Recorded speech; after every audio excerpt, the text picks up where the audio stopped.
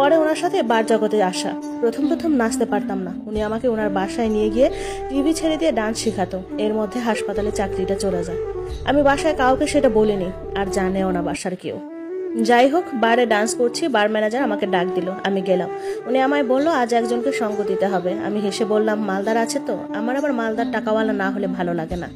আরে উনি ভীষণ পয়সাওয়ালা, প্রবাসী বাঙালি, তোমাকে ভালো লেগেছে তাই আমাদের বললো তো আজ তোমার সঙ্গ পেতে চায়। আমি বললাম ঠিক আছে, তুমি 4 তলার ডান পাশের 98 নাম্বার রুমে যাও। আমি কথা না বাড়িয়ে একটা বিয়ার খেতে খেতে 4 তলার রুমে পা বাড়ালাম। রুমে গিয়ে দেখলাম আধা বয়স্ক একজন লোক বসে বসে মোবাইল টিপছে আর সিগারেট খাচ্ছে। বয়স মোটামুটি 47-এর আশেপাশে হতে পারে। আমি শব্দ করে দরজা বন্ধ করেছি। আমাকে দেখে উনি নড়ে চড়ে বসেছেন। আমি ওনার পাশে বসে জিজ্ঞেস করলাম কেমন আছেন? ভালো আছি, তুমি কেমন আছো? আমিও ভালো আছি। দেখো, আমি তোমার সাথে গল্প করতে চাই। আমি ঘুমাবো, তুমি আর মাথায় হাত বুলিয়ে দিবে আমাকে, আমার পিঠ চুলকিয়ে দিবে। ভ্রু কুচকে আমি বললাম এটা কেমন কথা? আমি জানি না, তবে শান্তি চাই। আমি খুব কথা বলবো, তুমি চুপচাপ শুনবে। আমার কথাগুলো ধৈর্য ধরে শুনবে। জি শুনবো, আপনার সব কথা শুনবো, তবে সাধারণত মানুষ তো শরীর চায়। আপনি যা বলছেন তা তো না সম্পূর্ণ নাটকটাই। উত্তরটা না দিয়ে উনি শার্টটা খুললেন। ভিতরে সাদা পাতলা গেঞ্জি পরনে, ওনার সাথে একটা কয়েক জায়গায় ছেঁড়া ট্রাউজার। তারপর বাথরুমে গেলেন তিনি। এ ফাঁকে আমি ওনার মানিব্যাগের কাছে গেলাম। গিয়ে দেখলাম পুরো মানিব্যাগ ভরা 1000 টাকার নোট। আমি সেখান থেকে কয়েকটি নোট চুরি করে রেখে দিলাম। উনি আসার আগে জায়গা বরাবর মানিব্যাগ রেখে আসলাম। সকাল 7টায় ঘুম থেকে উঠলাম, কিন্তু পাশে উনি তখনও ঘুমাচ্ছেন। আমি উঠে বাথরুমে গেলাম। বাথরুম থেকে বেরিয়ে ওনাকে ডাক দিলাম, বললাম উঠেন, আমাকে বাসায় যেতে হবে।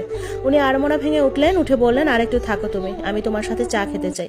আমি ম্যানেজারকে ফোন দিয়ে চা দিতে বললাম। চা দিয়ে গেল। চা খেতে খেতে উনি আমায় বললেন ওনার দুইটা ছেলে আমেরিকায় থাকে, ওদের মায়ের সাথে। ওদের মা একজন ফিরে পায়নি। একজন বিদেশিনীকে বিয়ে করে উনি মানসিকভাবে শান্তিতে নেই। এ কারণে দেশে আসলে বিভিন্ন নারীদের কাছে ওনার যাতায়াত, যাতে একটু মানসিক শান্তি তিনি পান। তিনি আমায় প্রস্তাব দিলেন আমি যেন মাঝে মাঝে তার ফ্ল্যাটে যাই এবং আজ রাতটাও যেন তার ফ্ল্যাটে কাটাই। চা খাওয়া শেষ আমার। আমি আমার পারিশ্রমিক চাইলাম। উনি বলল বারের ম্যানেজারকে দিয়েছি 5000 টাকা। উনি আমাকে 1000 টাকা দিয়ে বললেন এটা তোমার বকশিস। আমি আরো 1000 টাকা ওনার কাছে চাইলাম। উনি আমাকে দিলেন। তারপর ওনাকে বললাম আজ রাতে আপনার ফ্ল্যাটে যাব, তবে এটা ম্যানেজারকে বলবেন না, আমার সমস্যা হবে। উনি বললেন ঠিক আছে। এরপর আমি ওনার থেকে বিদায় নিয়ে সেই রুমটা থেকে বের হয়ে যাই। আমাদের হোটেল রুমে গিয়ে বাসায় জামা কাপড় পরে বরখা পরে নিলাম। এরপর ম্যানেজার থেকে আমার 2000 টাকা নিয়ে বাসায় চলে আসি। বাসায় আসার পর বাবার অসুস্থতা আরো বেড়ে যায়। বাবাকে নিয়ে তাড়াতাড়ি মেডিকেলে যাই এবং মেডিকেলে ভর্তি হয় তিনি। আমার জমানো টাকা ছিল, তাই কোনো অসুবিধা হয়নি। বার ম্যানেজারকে বলি বাবা অসুস্থ, আমি বারে যেতে পারবো না। উনি এসে আমার বাবাকে দেখে গেলেন এবং আমাকে 3000 টাকা দিয়ে গেলেন। রাত 11টার দিকে আমার ফোনে কল আসে। অজানা একটা নাম্বার, আমি চিনিও না। আমি হ্যালো হ্যালো করি, কিন্তু কথা বলে না।